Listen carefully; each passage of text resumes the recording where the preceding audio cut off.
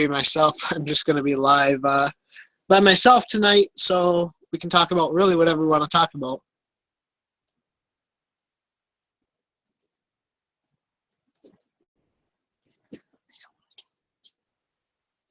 I'm hoping that it comes in this week because I had trouble with it when I was doing it on Sunday. So the live stream comes through, but it looks like it is. Okay.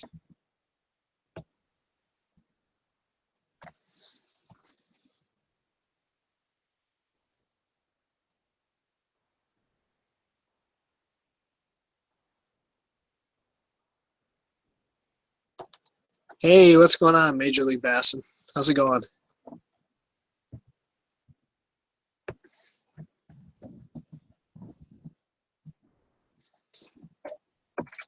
What's going on, everyone? It's been a while. I guess on Sunday we didn't technically have a live stream because of the fact that, oh, we did, but it was on Instagram. But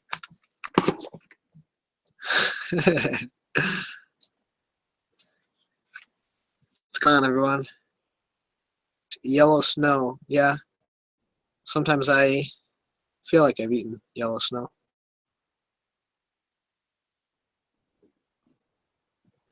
Why could it be better? We finally are getting open water up here.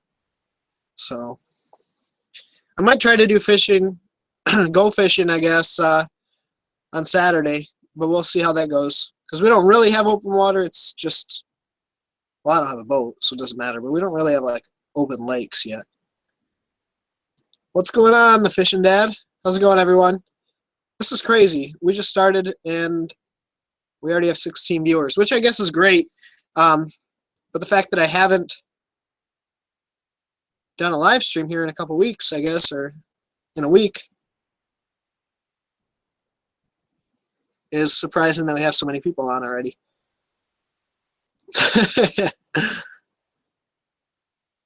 Yeah, so actually Alex and I had a conversation earlier today about Marabou jigs. It's kind of a big thing that's come onto the scene probably in about the last year and a half. Edwin Evers caught a bunch of fish on the St. Lawrence and won a tournament out there, and that's when it got really popular. And then Seth Feider did a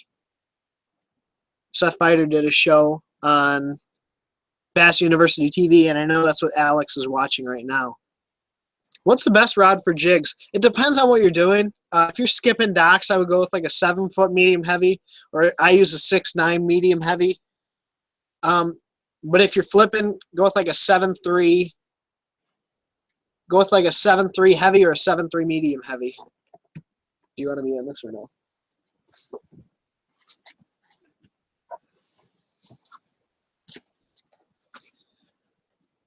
We're gonna go live on Instagram as well, just for funsies.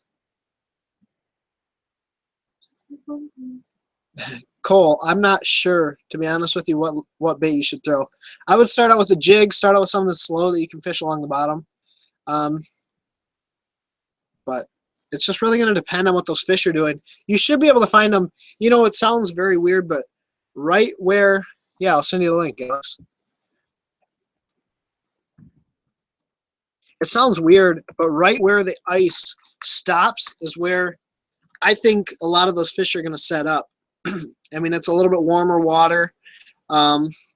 It's basically just a good habitat for those fish to be sitting in. Also, a lot of the bait is right where that water opens up. So that's where you'll be able to find some of those fish. Joseph, where's Southgate? Is that down by you? I have no clue where Southgate is.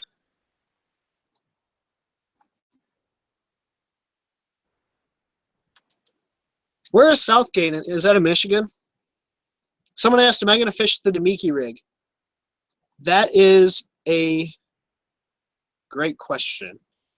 You know what's funny is the Miyagi rig is nothing more than a glorified walleye rig. All the walleye guys up here do it. They jig for walleye in the Detroit River. They jig for walleye in the Saginaw River. Interesting that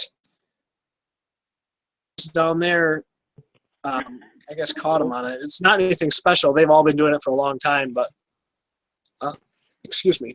But it's a cool concept. I don't know if I'm going to do it. How's it going, Alex? Good, buddy. How you doing? Good. Can you hear me? Yep. And yes, you can. Okay. I was just making sure. Oh, Okay, the fishing dad says he has the fishing dad says he has a sunfish derby running on his channel. It's like a trial tournament. That'd be interesting. I don't know. It'd be cool to read about how you're going to run that. But yeah, Alex is the king of beards on YouTube. So I'll take that title. There are some other good ones, but I think yours has taken the cake, man. I like it. It did better, a lot better this time. I don't know, I'm weird. But like when you cut your beard, not like cut it, like shave it all the way down, but like trim it, it'll grow certain ways, certain times. Like sometimes you won't get good growth on it, and it won't grow right. But this time it grew right when I trimmed it the last time. So I'm probably gonna keep it for a while. It's funny because I don't ever grow like a massive beard like you do, but yeah. Like when I shave my beard, sometimes it comes in more full. Right, like right now, you're kind of getting these gaps right here, and yeah. So yeah, I'm envious, man. Really good. Yours is great. Yeah, it's got all down here. It's full. It's like a great that's what beard, I'm saying. man. Like the other day, I looked at it and I thought, wow, it grew in really, really good. Yeah. Kylie wanted to know if I was getting turned on by your beard, and I have to admit, man, I'm a little bit jealous. Well, you know, it happens to everybody: men, women, children, dogs, cats. Yeah, I don't blame you, man. I had an alpaca try to run me down once.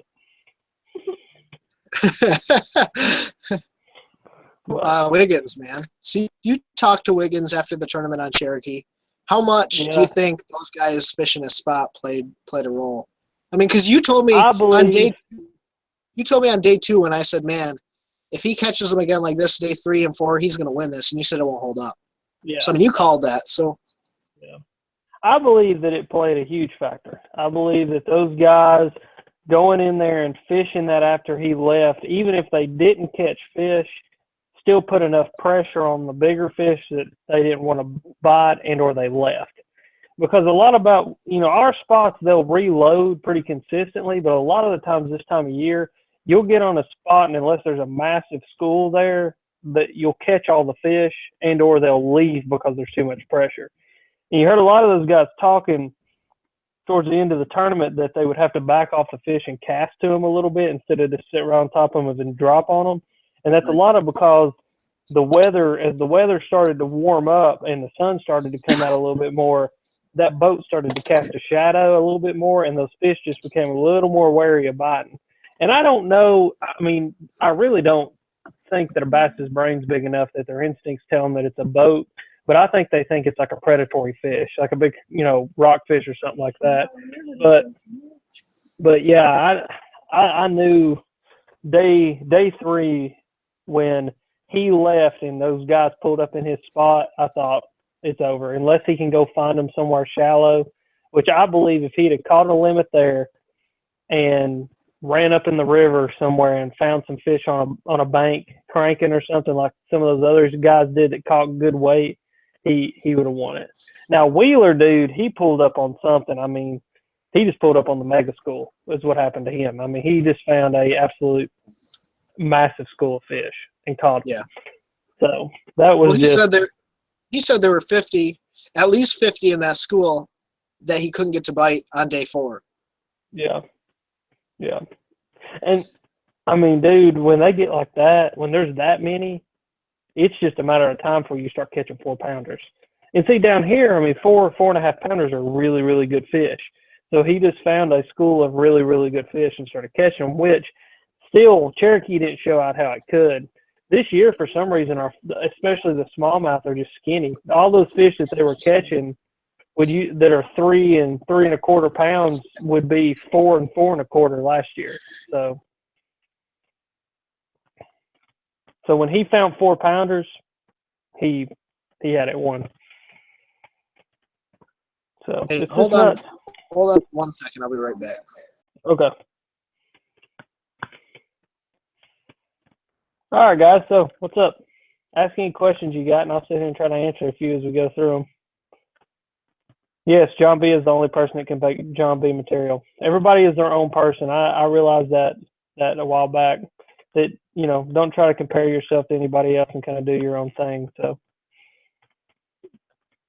a big glide baits don't really work when the water's cool. You would think they would because they act a lot like a jerk bait, but for some reason those fish just don't want that big of a profile. You kind of got to go smaller. Jerk bait, stuff like that usually work for me if you're wanting to power fish. If not, then go something slow. No, I do not use beard balm, but I do use beard oil. Balm is a little too tacky for me. The balm is more for controlling, like if you're going out somewhere, but the oil just conditions. So that is my girlfriend Bethany. Mm-hmm. Say hi. So That's enough. Ben, are what's you going there? on, Bethany? So yeah. Can you hear me? Yeah, I can hear you. Glide baits. I think they want to know about swim baits too. I know glide baits aren't a great bait. What? Never mind. You just cleared up. I couldn't hear you there for a second. What were you saying? Comments and questions with that. But a swim bait that will work in cold water is like a Huddleston. Can you hear me? No, it's really, really choppy. It's like hopefully you guys can hear me. Maybe you can. I have no clue. But keep talking. It's fine. I don't know. Can the viewers hear me? Can you guys hear me? Yes, no, maybe, sort of, kind of. He's clearing up now. Maybe, maybe not. I live in a van down by the river. Mm-hmm. Someone asked where I live. I live in a van down by the river in Tennessee. But I'm going to run upstairs and try to get better connection. You can talk, and I'm going to run upstairs real quick. Yeah, choppy audio. That's what I'm getting from you, Ben. So, but anyway, let's see here. Yeah, glide baits are just not cold water swim baits. If you're going to fish a swim bait, fish something Huddleston, subtle tail action kind of stuff. Not a lot of head wobble, not a lot of side to side movement, all that kind of stuff. It's just going to be really hard to catch fish. How long it takes me to grow this beard? I'm going like year and a half. No, it's like my hair. No, I trimmed it. Probably 8 months. I trimmed it all the way down, like number one before I went to ICAST, and that's the last time that I really trimmed it close. So that's how long it's been going now. Let's see. The lake I will be fishing only 3 or 4 foot deep, and it has weeds everywhere, so it's hard for me to fish anything. Yeah, man, spinnerbait. Dude, I'm telling you, spinnerbait. This time of year, I know the water's really cold, but if you slow roll a spinnerbait, like a single Colorado blade spinnerbait, it'll get crushed because spinnerbaits are just all around go-to for me. Lady Bass and Mojo Rig, that's another good one, really good one, especially this time of year just because it's so subtle. They'll bite stuff like that. And a lot of the fish will be suspended. So that Mojo Rig, if you use something that has a lot of buoyancy and floats, gets it up in their face. Yeah. What about like a grub or a small jerkbait? I think that would work too, if you can fish one of those. Especially if it's a really shallow diving jerkbait. So, Brant, I might need to get down there. Are you fishing this weekend? Text me, man, because that'd be fun. Actually, one of my buddies was talking about getting to St. Clair, and I basically said to myself, if I could find a way, I would get down there. So, how much longer until it's like not ice up there? Dude, St. Clair has no ice. There you go. What's the water temperature? Probably 33 and a half, 32 and a half degrees. I saw a picture Zona put on there the other day. He went fishing with his kid, and they had to break the ice to get out of the boat ramp, and then they got in open water but started catching like big ones. Yeah. So, yeah. Someone said 110 plus one or the 110. I would rather buy a 110 plus one just because I don't think there's many imitators out there. I would buy like a knockoff 110. Those mega bass jerkbaits, man. I know they catch fish and they're awesome jerkbaits, but $26, $27, that Yeah, it's crazy. crazy. Someone said Ned rig is cold. Is great in cold water. Yes, I actually have a video coming out on a Ned rig tomorrow, so it'll come out tomorrow night at 7 p.m. It's just that subtle. It's that little subtle stuff. And I mean, that's what won Cherokee, is that little, just subtle. It doesn't move a lot. It's just, that's what the fish are doing this time of year.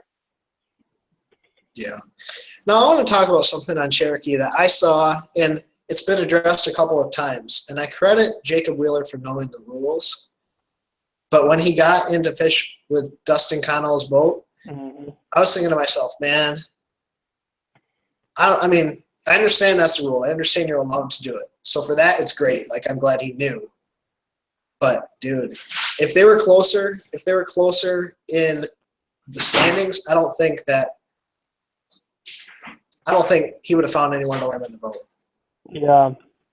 I just, dude, that whole thing, Mark Zona made the comment. I was on the water when Mark Zona made this comment because we have Bass Live pulled up listening to it. And he said that Jacob Wheeler will do anything within inside of the rules of the tournament to win.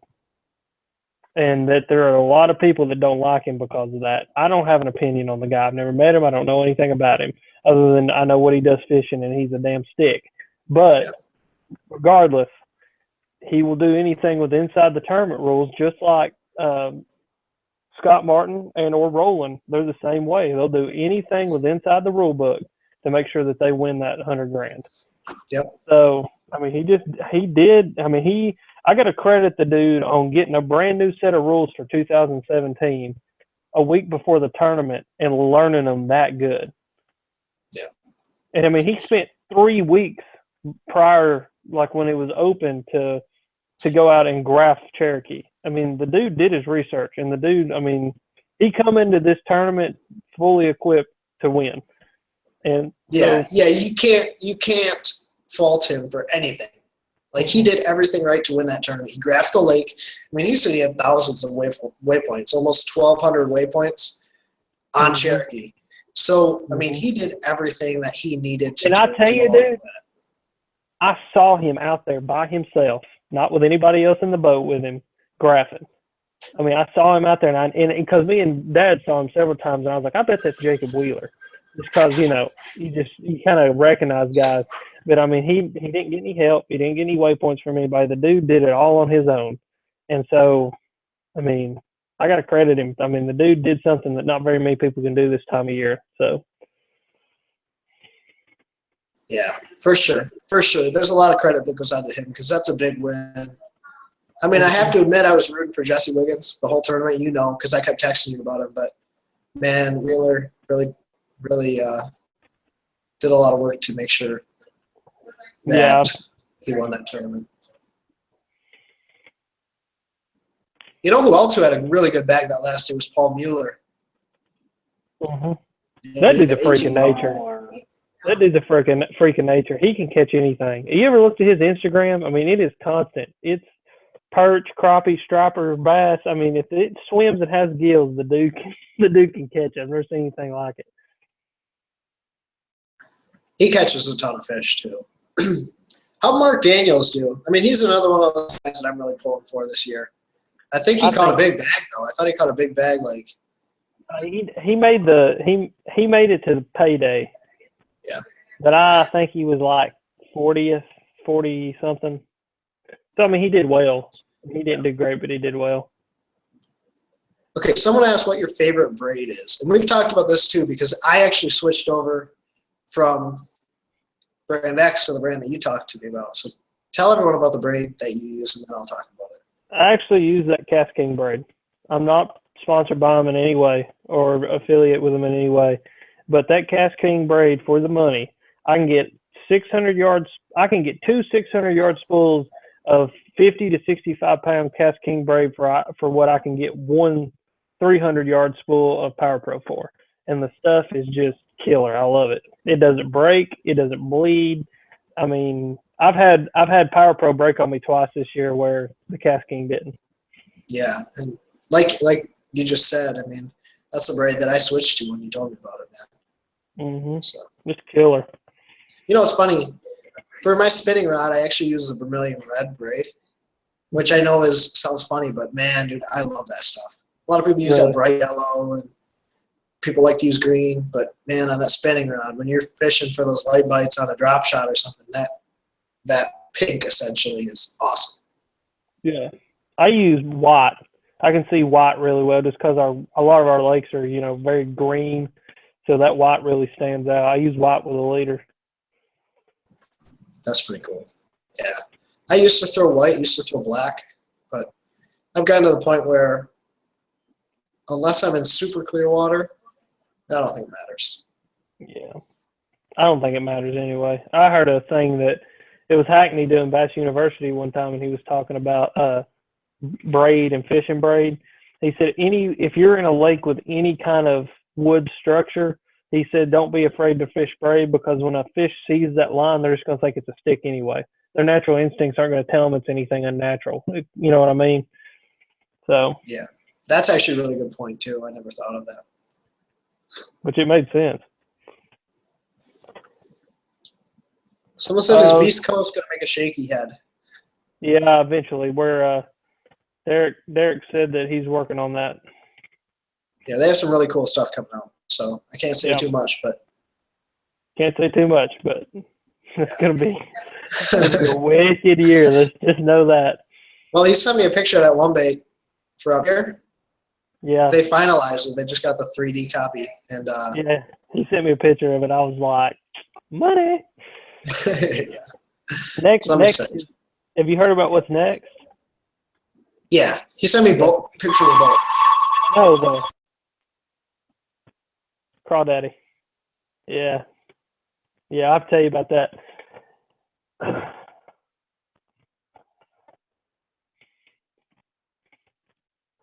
So, where do you get the braid? I get it off Amazon, actually. It's just type in, Ben, what's that stuff called? It's not the Cast King original, Fortis. It's Fortis, Fortis braid, and that's like the new one that doesn't bleed because the other one bled really bad. So Fortis is that. And then what about a swim bait or the swim bait? Yeah, there's some stuff working up for a swim bait from Beast Coast. We already got the Miyagi. And then I think, if I'm not mistaken, there may be another size of the Miyagi coming, and then something that I can't talk about. So it's gonna be an awesome year. Be on the lookout. I think Beast Coast is really gonna blow some people's minds this year. So yeah, and they have a ton of stuff coming out. Sorry, I had a call coming through on the house line. So, okay. But yeah, that Fortis is pretty sweet. I dig it.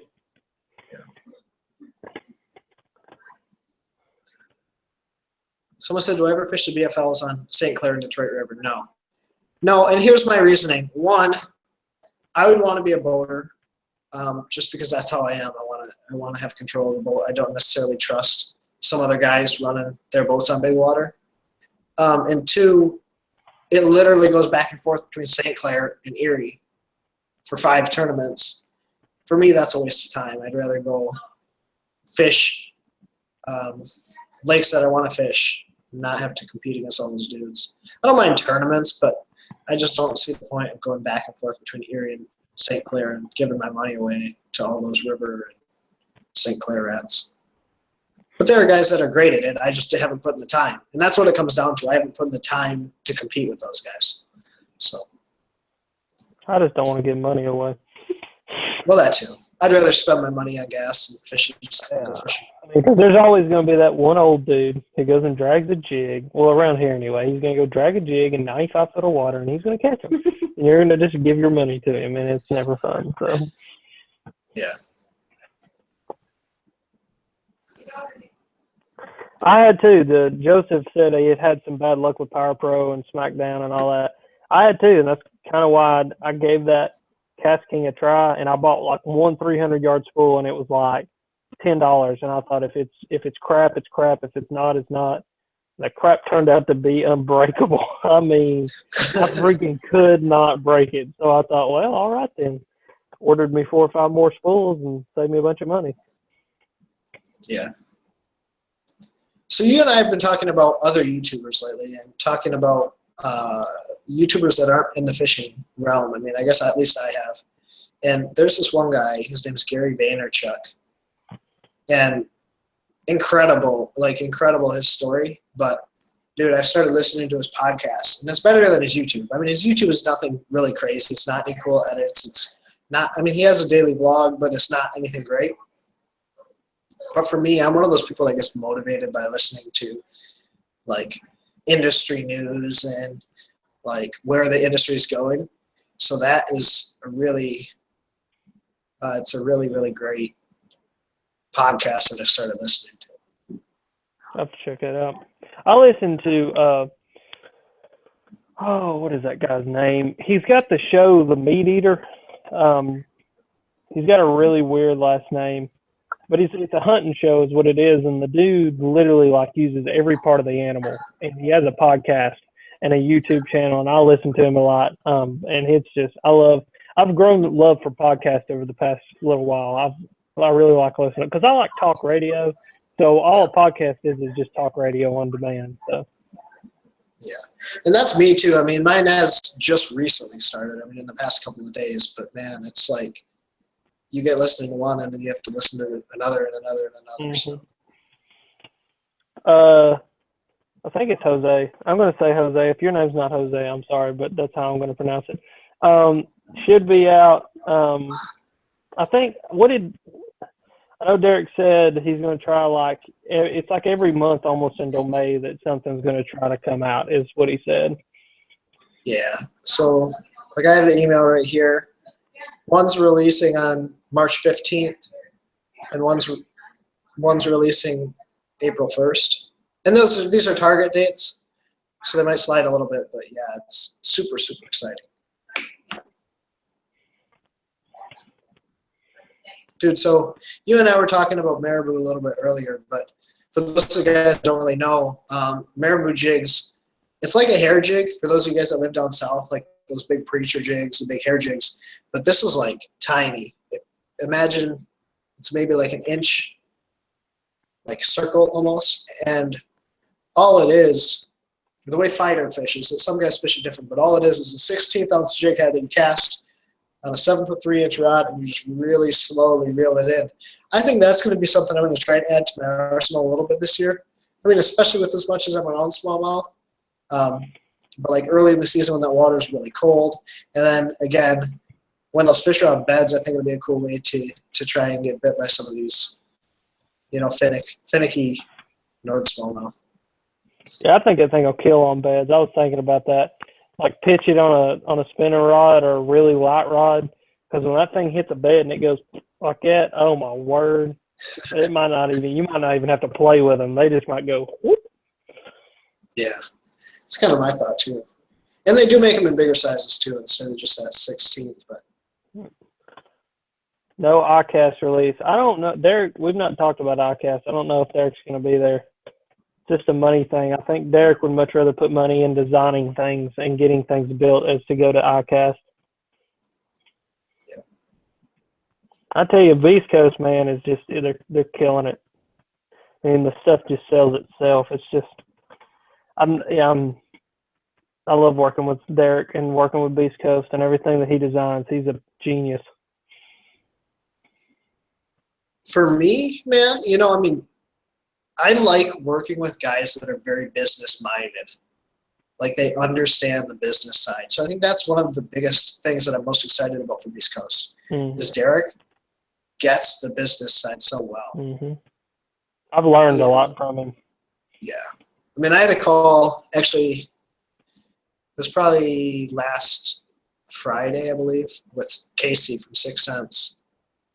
But he's another dude that knows the business. I mean, you got to think, though, all these guys are in the business every day. Yeah.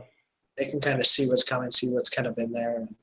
Yeah, I wish Casey would get back in contact with me. If you're listening, Casey, I know where you live. No, I don't. I don't even know. Where is Sixth Sense? I don't even know. Is it in Texas, right? Yeah. So it's like an hour north of Houston. Well, I But, know where Texas is at. He made a point that was kind of like, ooh, wow, that kind of hurt. But at the same time makes sense. He's promoted through other YouTubers, a lot bigger YouTubers, and there's no return. I mean, unfortunately, and you got to understand who he's promoted through as well. But the return just unfortunately isn't there right now for him.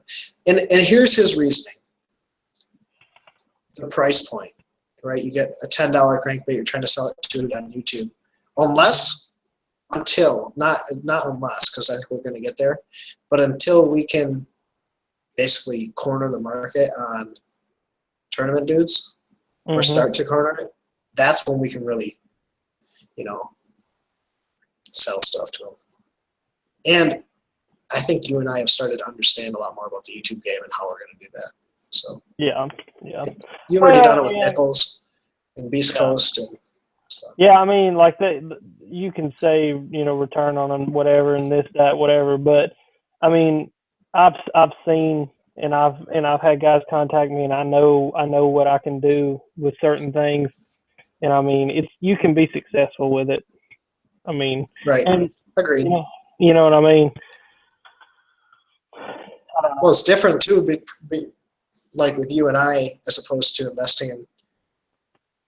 I don't know. So. Yeah. Let's talk about the Miyagi. What makes the Miyagi swimmer so good?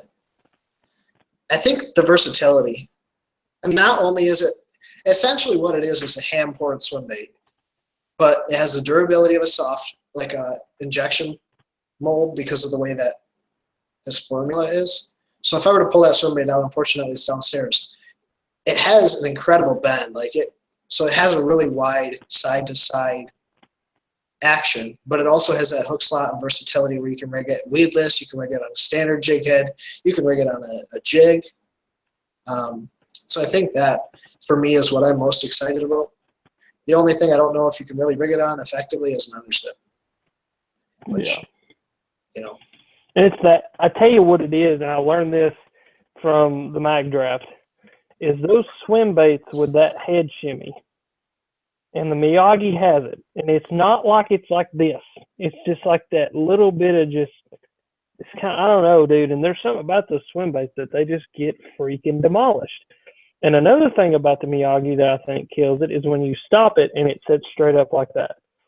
Because if you look at a bait fish, and whatever bait fish it is, the bait fish, they feed on the bottom. They're like this. And all a bass does is sees that and comes down on it. It smashes it against the bottom. Because that's what they do. Like if you're cranking a 10XD, if you're fishing a swim bait, anything, that bass, when crankbait's going like this, that thing follows it and starts to track it, and it comes up over it and hits it like that, smashes against the bottom. So when you got that swim bait doing this on the bottom, they got that little bit of head shake and that tail sticking straight up, it's over with, lights out. Yeah. I never thought of that either. Yeah. Someone asked, am I going fishing this weekend? I'm not sure. I don't have my boat back yet, which I'm hoping, fingers crossed, that they're going to test it when we have open water, because we should have open water on the west side of the state for those guys to test my boat, get it back to me, because I really want it back before we actually get open water. When I say actually get open water, I'm not convinced that winter's over yet. Mm-hmm. Yeah, I'm actually trying to make a trip. Everybody's like, it's going to be like 70 Friday or something down here, and everybody's like, winter's over. And I'm like, no, you got to remember, like, the most snow we've ever had come like the last week of March. Like, it's not over until like May gets here. Yeah.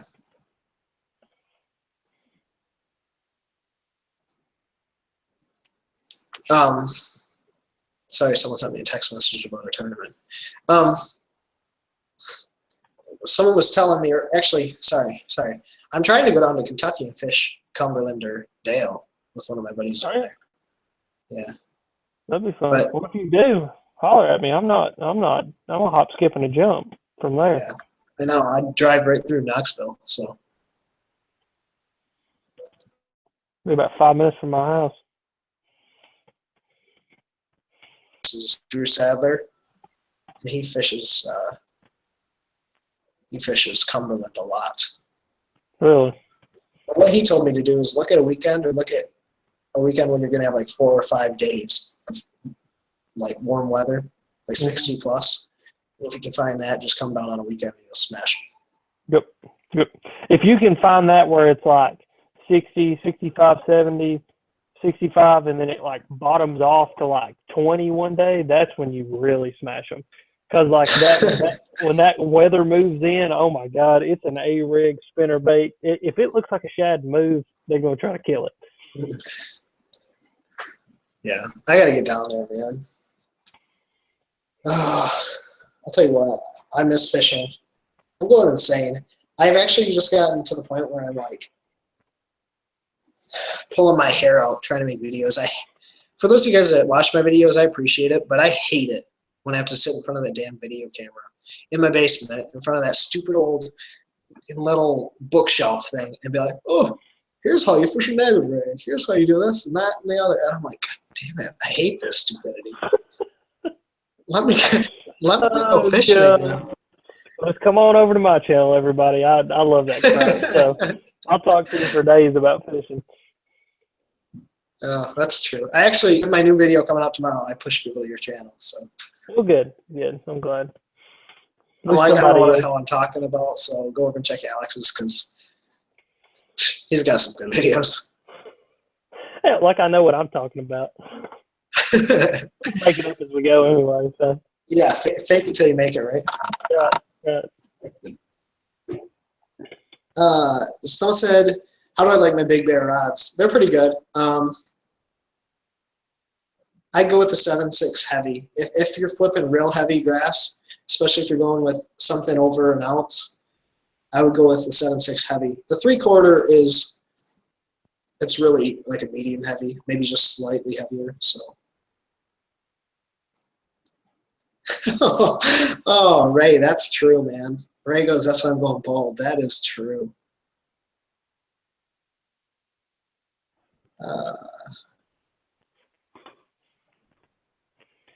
Nope.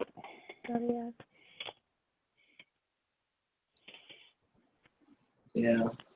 All right, let's get some questions. I want to answer some questions. I'm feeling itchy about talking about fishing. I know. Anything and everything. We'll take them all. Yeah, anything. Have you fished with that Livingston yet? I threw it the Livingston swim bait. Yeah. I threw it the other day just to see how it would do. Dude, it is freaking heavy. Like really, really heavy. Like I think it's a lot more than what the box says because the website in the box says it's 5 ounces with all the weights put in it. But I was having trouble throwing it. Like I was having to really underhand it to get it to go. And I mean, dude, it sounds like a cannonball when it hits the water. It's just goosh. I mean, it's big. But it's got a it kind of like when it works, it kind of comes up and like rolls down. And then like you hit it again and it comes up and it rolls down. It's a really weird action, but it's a really cool action. It's very unique. Yeah. So is it like super, super wide? Or is it kind of just different? It's kind of different. It's not like way out, but it's kind of like it goes out, rolls up, and then it kind of like starts to go back down into the original path. And as soon as it starts to straighten up, you got to hit it again. And when you do it, it just pops right back out. Like you got to really play the bait. Like you can feel it working. It's really cool. That's kind of interesting. Okay, let's talk about Fighter. He's been on a roll for 3 tournaments. Do you think he's going to be able to carry the momentum, or do you think these smallmouth tournaments really, really helped him out? I think that the southern swing will kill him, and when they head back up north, he's going to start smashing. He's a smallmouth guy, and I may eat my foot with this one because he may go to Okeechobee and just like freaking smash him. But I really believe that he's going to have trouble if he ain't fishing something that big in 900 foot of water for a 6-pound smallie. Come on. I'm telling you. No, I agree with you. I agree with you 100%. Yeah. Because, I just don't see him punching mats at Okeechobee. I just don't see that. No. But what I do see is guys that are more versatile, guys that are from the Tennessee area, Kentucky area. Those guys doing really well.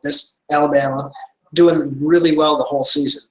Because you never really, with the exception of St. Clair and the AOI tournament, you never really fish an exclusive smallmouth lake.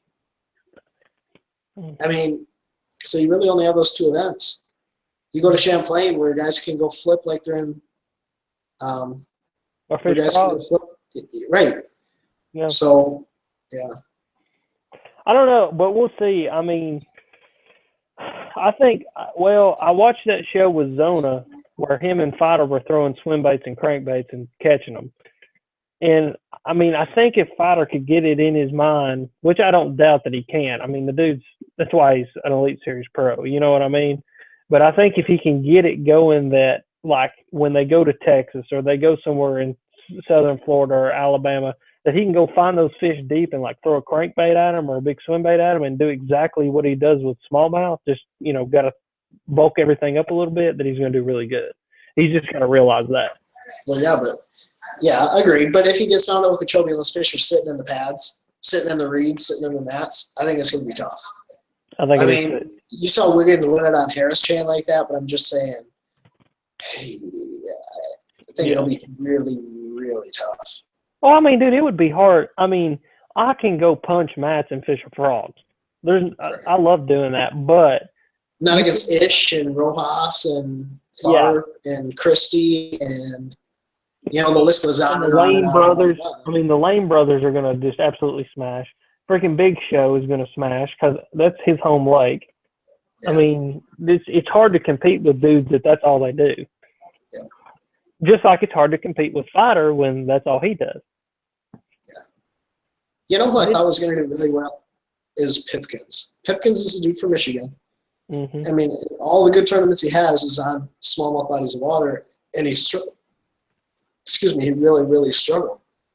And it just goes to show you how much different it is down there than those brown fishing here. So. Mm-hmm. Well, and then you got a guy like Wiggins who goes to the Harris chain or wherever they were when he won that one, and right. he found those fish holed up in like 25 foot of water in this one deep hole in the whole entire lake, and threw a crankbait and caught them. And I mean, you know what I mean? So there's no telling. Who knows? We'll see. I think this year we're going to have some surprising wins. I don't think we're going to have very many like typical. And I think KVD is going to win the Classic. Oh, I wouldn't.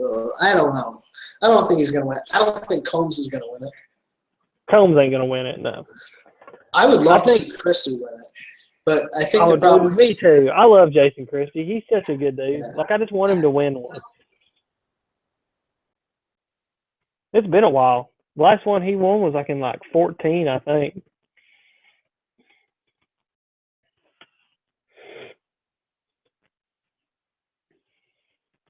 Sorry, I keep going on mute because my mom's on the phone with my brother, and they're on speakerphone or something.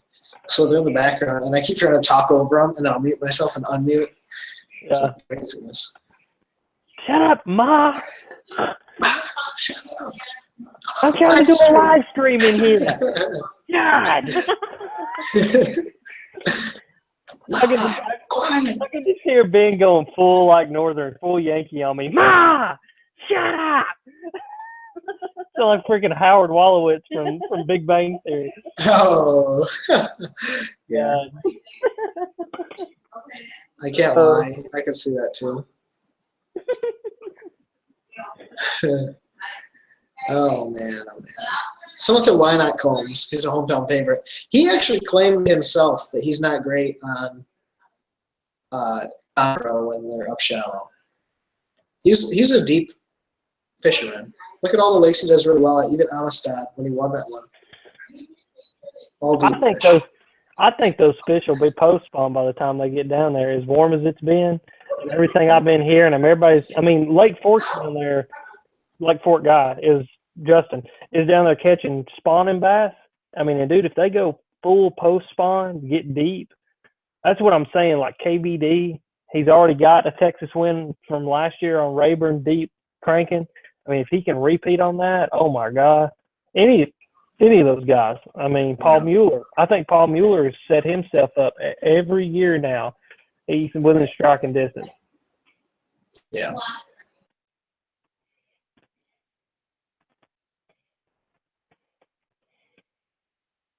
So hook us up with some questions, guys. Hook us up with some good questions. Because right now I feel like we're just talking about whatever we want to talk about. Alex, there's a good question for you coming through about nickels. I use, for almost everything, I use a half ounce. A half ounce is just kind of, you can cover that shallow to mid-depth kind of range. If I go anything below like 15 feet, I just go ahead and bump it up to a 3/4, but half ounce for everything. I use that for shallow. I use it for medium, timber, grass. Everything's half ounce for me on the spinnerbait. And I'm using either a double willow, and rarely, if the water's really dirty, I'll use a double Colorado. So. When do you choose double Colorado over single Colorado? There's a ton of lift, isn't it? Yeah, the double Colorado is going to be daytime, muddy water, dirtier water, you know what I'm saying? But like dingy, like really dingy. The single Colorado, I almost never throw a single Colorado during the day. It's only a nighttime thing when I'm nighttime spinnerbait fishing. And I'm going to use the single, it's the 44 Magnum that they got.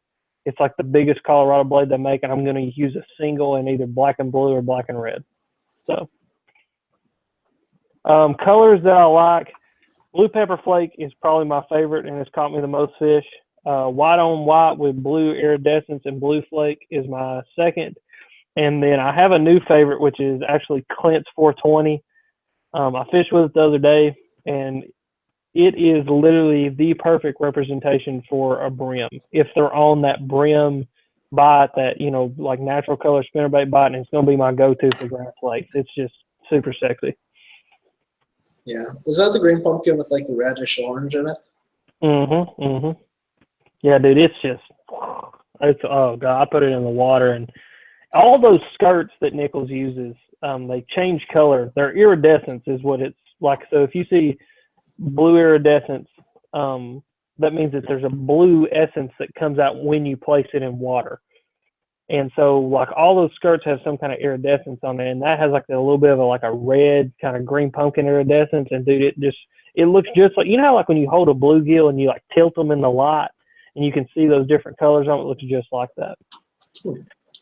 Someone asked, okay, everybody that wants to go get a Nichols spinnerbait, I'm going to have to talk to Brooks about this because the freaking website's way too complicated.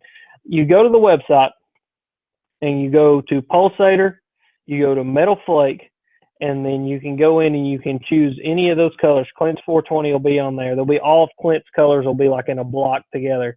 And then you choose that, your size, and your blade configuration. Clint's 420 may not be on Tackle Warehouse just because I think it's kind of a new color and it may not be very popular, or not popular, I can't say it that way. But Tackle Warehouse only buys what sells the most. So some of the colors that I'm using, you're going to have to go straight through Nichols to get them. Do they have any shipping, like discounts or anything? I think Brooks, I think it's $5 flat. I think it's like Beast Coast. It's the same. He uses U.S. Postal. So whatever that, What do you want to talk? Somebody said we're not going to talk about shallow fishing. What do you want to know about shallow fishing? Hit us with some questions. Time of year. What do you want to know? I'm all about it.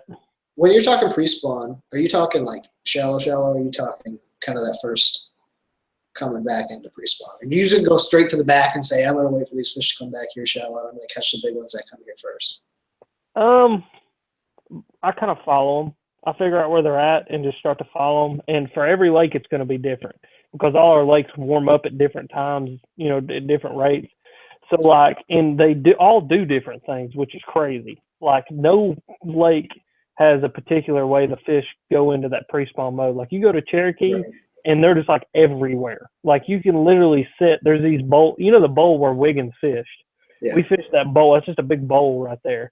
Dude, you can sit out in the middle of that bowl and have a smallmouth eat the Alabama rig as soon as it hits the water, or have one come up under it at the boat. They're just like, you know what I mean? But Yeah. like you go to Loudon and they, you know, they move up and like position on like traditional stuff that they would traditionally position up on. And then pre-spawn, of course, I'm Alabama rig, spinnerbait, jerkbait, just those shad profiles. So Yeah.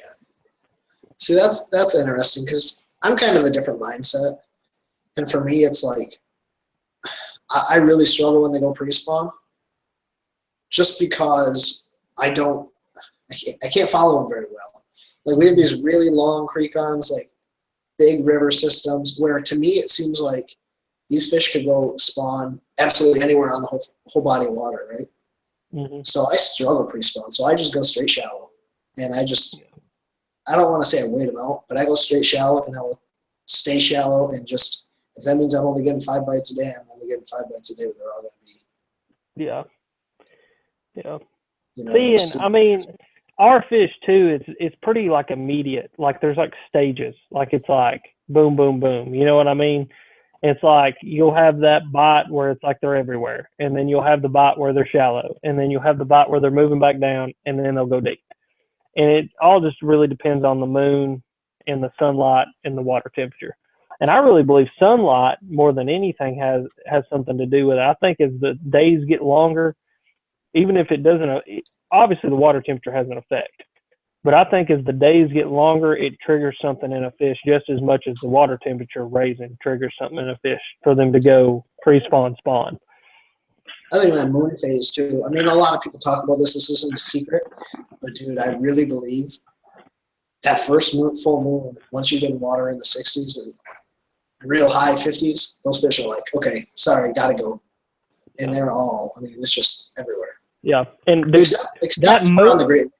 That moon killed those guys on Cherokee, I believe, too.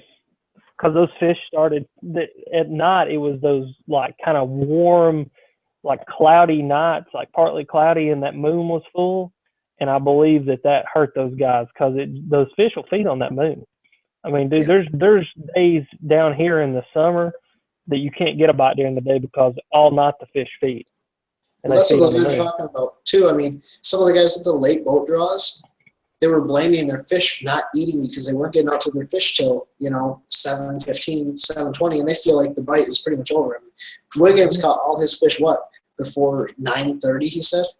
Mm-hmm. And then after 8:30, 9:30, he was pretty much done for the day. Mm-hmm. Granted, I tell you, dude, shad spawn, you better be there at the freaking crack. You better be sitting on your spot, and as soon as that sun peaks up over where you can see the first crack of light, throw that spinnerbait. And you're going to get bit from the time the sun starts to come up until about 8:30 or 9 o'clock, and then the bite's going to die.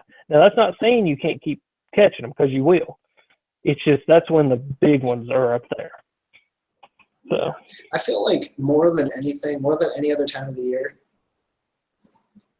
like tail end of pre-spawn, all the way through post-spawn, is if you're not out there early, you're going to struggle.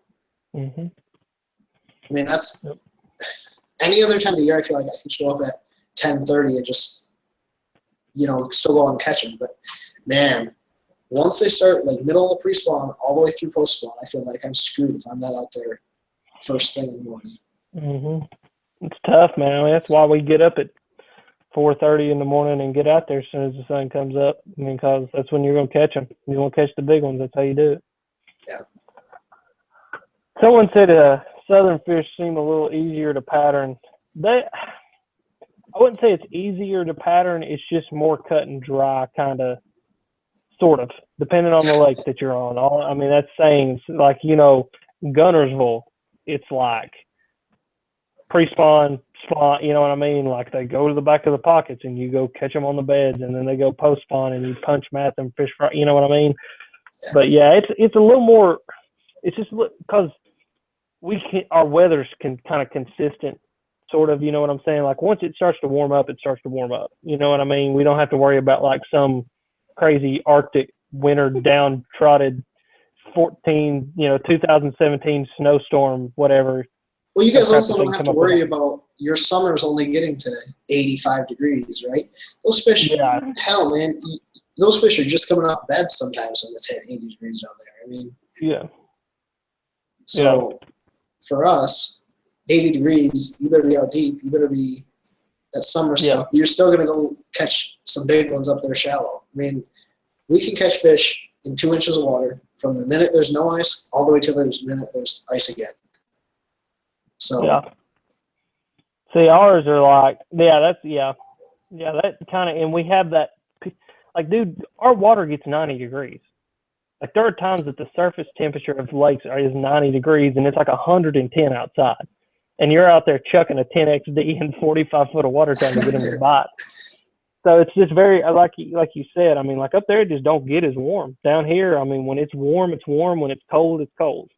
And then it's like 70 degrees on Christmas, and I can never explain that one, but you know. Do you guys do you long line at all? So what? Do you long line at all? Not really, because I mean, if they're that deep, I really don't even want to fool with them, because once I catch them, I'm gonna have to fizz them and all that. So a lot of times when it gets that hot, I got a frog and I'm finding matted grass and I'm just doing that. You know what I mean? Bethany, she's over here. She is like, I said frog fishing and she perked up. She's like, oh, what? You're frog fishing already? What? When? So. Someone said he fishes this area that's maybe 1 or 2 foot clear, or 1 or 2 foot deep, super, super clear.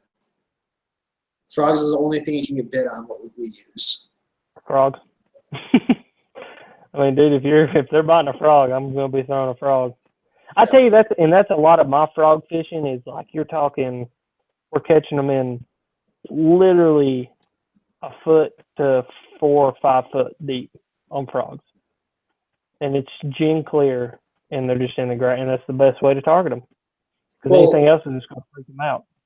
Right, and the other thing too, if they're that shallow and it's that clear, you're gonna be able to see them. See, I mean, you're basically sight fishing. You just stay off them, dude. And here's the thing: if you're on a bank, you might have to back away from the shore, like back away from where you're trying to cast, and make as long a cast as possible to get to those fish. And if you're in a boat, same thing. Stay as far away from those fish as you possibly can and make as long of a cast as you possibly can. And that's what I told her when we were trying to catch her first frogfish. I would tell her when we were walking, I was like, Bethany, be quiet. I was like, we're going to sneak down here on these fish. And she's like, why? And I'm like, because they'll hear it. I mean, that lateral line, when you come flippity flopping down through there and you throw your crap down and everybody's talking and, you know, playing happy grab ass. I mean, them fish will just, what they'll do is they won't as much like run away as they'll just kind of suck back way back up into that mat somewhere, and they'll just sit there locked jaw. And they'll just sit still because they don't want to get eaten, because they think it's a herring or a raccoon or whatever else it could be. So like what you're saying is that one day that she fell in the lake, and you guys were going out there to fish. Yeah. There was no catching a frog in that mat anymore. See, we were in that place. That's why we had to drive 10 minutes the other direction to go to the other spot and catch fish. And I told her, I said, when you get near the water, I want you to stand like 10 feet back. I said, if you can reach out and touch the water with your rod, you're too close. So. That's funny. Okay, so what are the what are the must-have actions of rods that should always be in the boat? I'm going a. You get 3. You get 3. I get 3. Yeah. 7.5 foot medium heavy. A 7 foot medium spinning rod. And a. Oh man. I'm probably gonna have to go like a 7.5 heavy, because if you don't have the the newest, nicest electronics, or you don't know how to deep fish, if you got a 7 foot medium heavy, you can fish a jig, you can fish Texas rigs, you can fish swim baits, small swim baits, you can fish spinnerbaits, you can fish crankbaits, square bills. If you got a 7-foot spinning rod, you're going to be able to fish anything finesse. And if you got a 7.5 or 7 to 7.5 foot heavier, you can flip and you can fish a frog. And those, I think you guys also have to understand Alex is like 6'3", so these 7.5s for him. I mean, that's like he could jerkbait with the 7.5 foot rod. Oh yeah, like if I could find a 7.5 foot medium light rod, oh yeah, I'd be jerkbait. No, I agree entirely though. I mean, I'm going to 7'3", but I mean, I could technically be a short person. So, I mean, I just go a little bit shorter rod, but I agree. 7'3", medium heavy. You can throw a crankbait on. You can throw pretty much anything. Move it on. If you wanted, you can even throw a frog on it. A 7'6" heavy, and then a 7-foot spinning rod. Yep. Because you can do about anything shallow that you want to do with that. Now, when we get out deep, that's when you start going specialized. I mean, I have very specialized equipment for deep cranking and stuff like that. So, someone said you braid back all of your spinning rods into a fluorolator. So you put braid on and then a fluorolator. Yeah, well, I use a copolymer leader, but yeah, I'm braid to copolymer. Yep, I'm the same way. And what I'll actually do is I'll run mono for like 3/4 of the reel. Yeah. And then I'll tie braid to that, so I'm only using 100, not even 75 yards of braid, and then my leader. Yeah, and you can freaking bomb stuff with a spinning rod with braid on it. I mean, my word, I can cast a freaking shaky head a 1/4 mile. Yeah.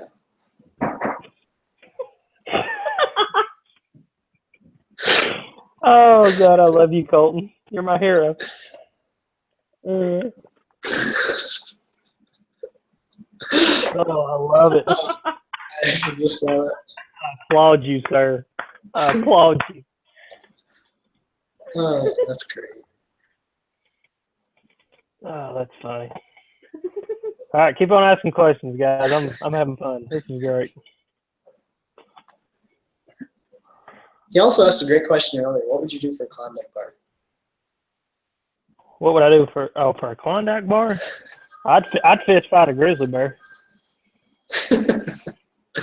I don't know if I go that far.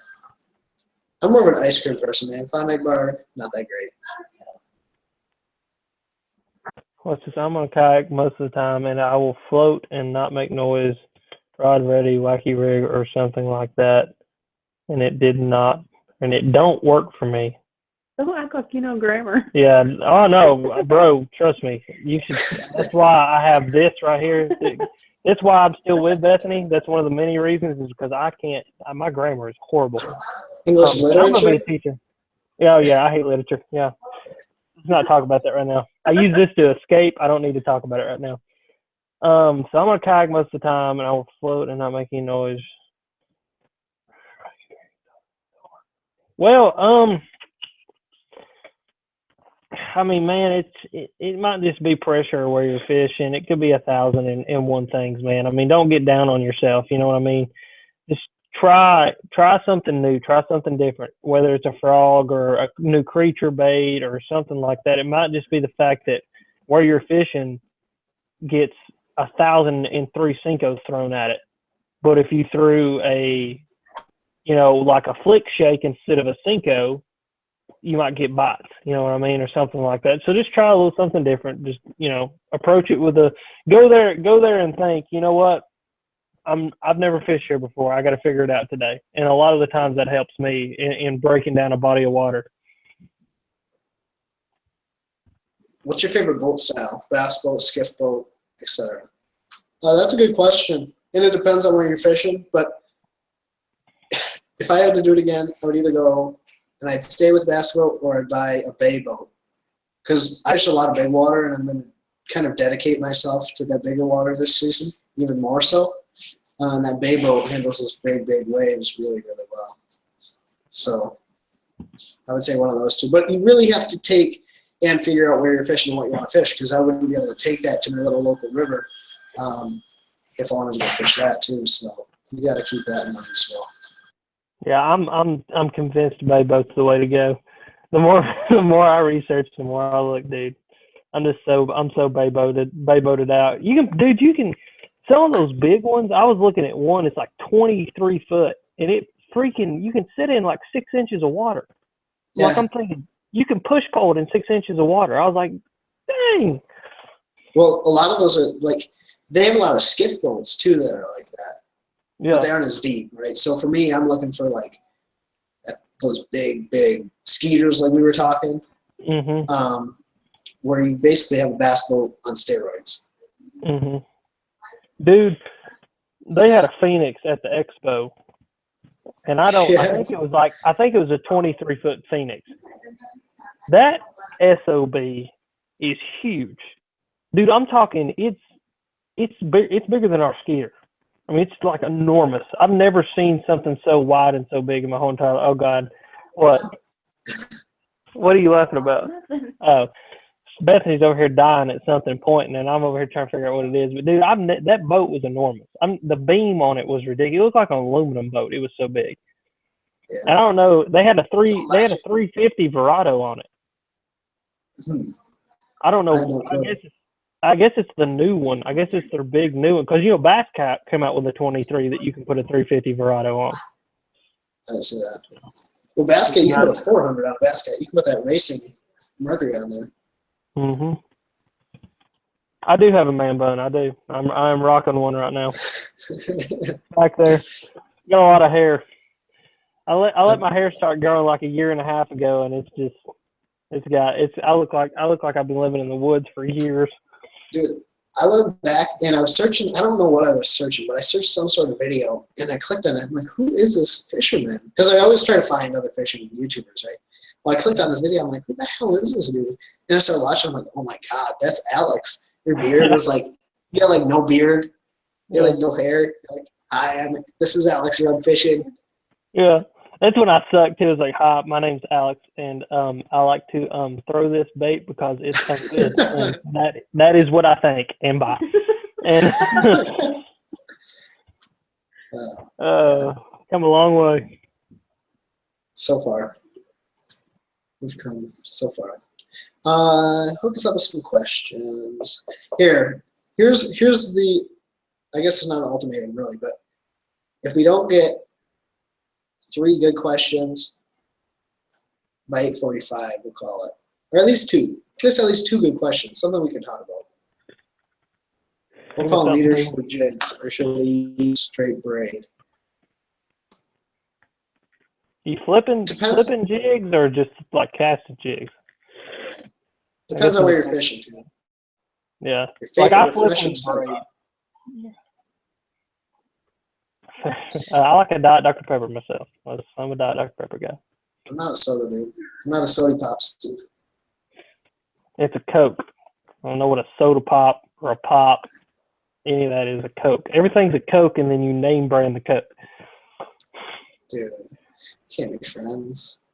Coke is a Coke, and a pop is different types of. Yeah, that's that Yankee stuff I deal with.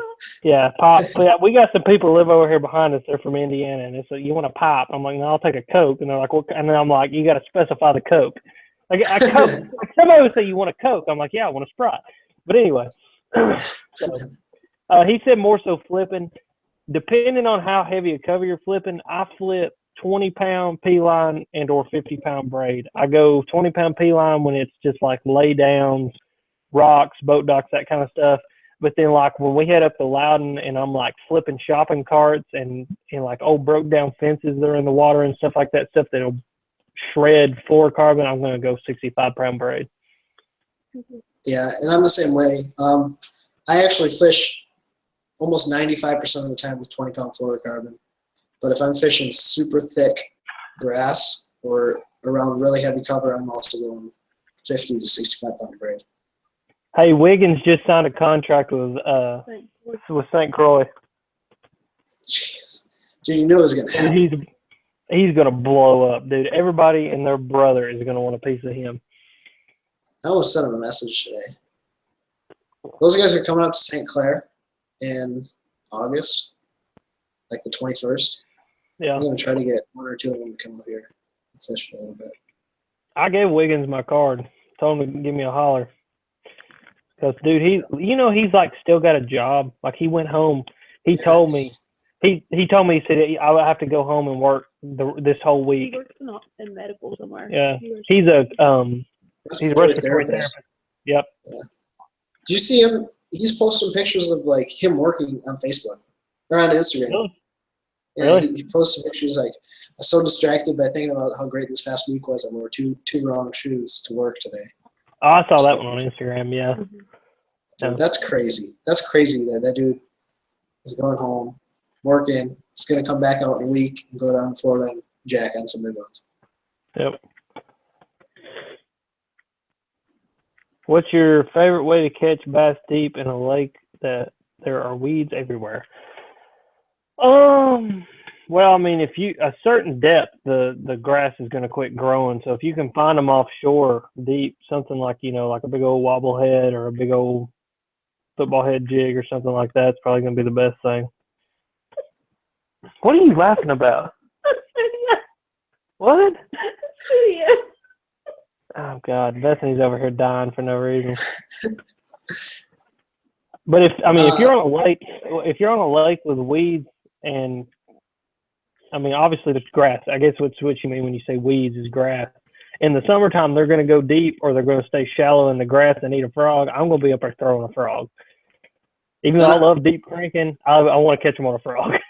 And I'm going to be on that grass line where that grass ends, flipping to those fish or trying to catch those fish with a curly tail worm, a jig, or something like that. I love it, dude.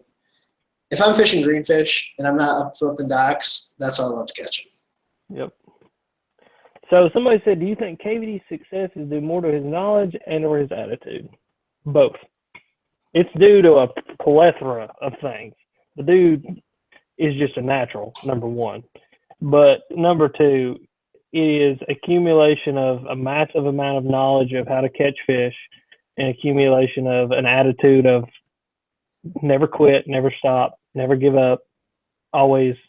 Because it's just proof. Jacob Wheeler's win is proof that never quit fishing until the last hour, because the last hour and 45 minutes of the tournament, Jacob Wheeler won it and took it away from Wiggins. So, yeah, maybe he's the same way. He won't let up on you. The biggest thing too, not just KVD, but it's the attitude you have towards going out and working hard. Like, people want to be successful. People want this key to success and whatever. If you want to be successful, go and make it happen. Mm-hmm. Like, go and work your tail off and spend 13 days on a lake graphing the whole thing, so when you know they're out deep, you have 100 or 1,200 waypoints to go check. Mm-hmm. Go listen to Tim McGraw's Humble and Kind and go out and fish. And that's the key to success right there. You take the message away from that song and combine it with good, just put your head down, work, and I promise you things will happen for you. Someone said, who wore the bikini the best, Darcy or Twig? Who's Darcy? Is that your wife? Colton, you wore it the best, my man. No, that Darcy Sizzle girl, that outdoor girl. The Darcy. Yeah. Oh, yeah. Yeah, Nah, Colton, you wore it the best, man. Don't play yourself. So don't sell yourself short. We're expecting a video from you here soon with you out there fly fishing in a bikini, and we know that's what it's going to be to blow you up. So. Our salty shanty lass. My God. We have gone down a dark rabbit hole. We are turning into the dark side of the force. Yeah. All right, a couple more questions, and I'm going to jump off here because I got a literature midterm to study for. Me too. Do you think you would ever move somewhere warmer so you can fish year-round? I'm sure this is towards me. I actually thought about where I work. I could have gotten moved to Houston, but I turned that down because I like the smallmouth up here. What would be ideal is if I could live in Michigan for the 8 months out of the year where it's nice, and then go down to Houston for those 4 other months. Yeah, that's the plan, is to get rich and follow the spawn. Josh, probably not, man. I'm gonna hold off on swimbait buying for a little while. I sold 2 rods, so I got to replace 2 rods and do all that kind of stuff. Hey, that's a good topic. There you go. I'm thinking about getting Dobbin's Fury. I know I talked about getting some Falcons, but I got to looking and I thought Dobbins, I knew they made like $100 rod. And I think I'm going to get me a 735 for frog fishing and maybe like a 766 for flipping, because that's what I have to replace. I have to replace a frog and a flipping rod. Did you talk to that one? Yeah. No, I don't. That's not going to work out. Oh, okay. Just because of everything that Derek's got coming out, I think it would be too much of you know what I mean? Even with the rod one? Yeah, because I think he would want it to be like a package deal. You know what I mean? Like everything. Yeah. So I still need to communicate, but I just, you know what I mean? I understand, 100%. Yeah. I am Adam. I'm going to the Classic. I'm actually going to be rooming with the LTV dudes, or whoever else is going down with LTV, because my hotel room ended up falling through. But I'll be down there. Have fun. Yeah, it should be fun. I'm going to go down a couple days early, fish with Grant and fish with Kyle, fish whisper. So. I have no money, so I won't be there. Yeah, dude, that's if I didn't get this flight through work, I would be not going. Yeah. Jake said, do you think the pink Livingston will work on smallmouth? Absolutely. Smallmouth perceive the color pink and the color red extremely well, and they hate it. I don't know why they hate it. I don't think I've ever heard an explanation of why they hate it, but I think it'll do very good. Oh, is the freaking Pro qualifiers $50 this week? Is this the week for it? Oh, I may be going to Bass Pro Shop. Dude, that is the best deal that they run. You can get those $100 Pro qualifiers for $50, and I've got like 4 of them, and you can't break the reel. They're awesome reels. Yeah.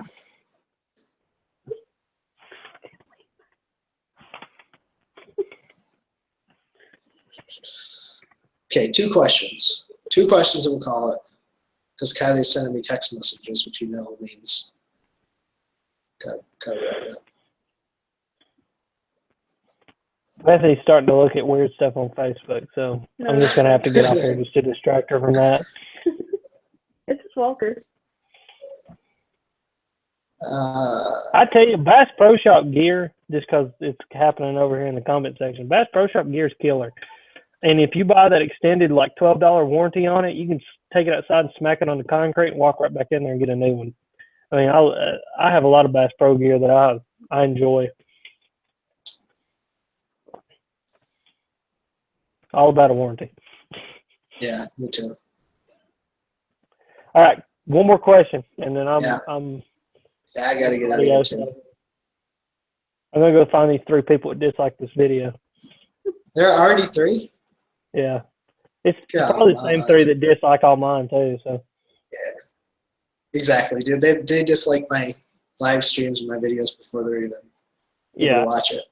I think they're on notification just so they can go in and dislike stuff. What kills me is they dislike the giveaways. They'll just like the giveaway. Just like the giveaway. I mean, you might get some free crap out of it. Yeah. Okay, 1 question. Come on. All right, it says, if you had $100 to spend on a reel, what would you get? Go first, man. Casting reel.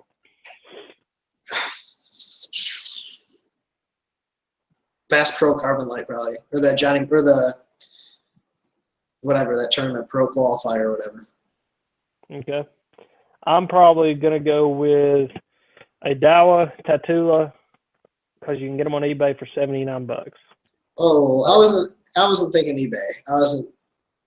I'm an eBay man. I'm going eBay. Yeah. Go on there and get you a Tatula because you can get them for $79. The lowest one, Colton's killing it. The lowest one that I saw was like 65. I mean, and they're brand new in the box. You got the warranty and everything on them, and for $79, that's a $150 reel.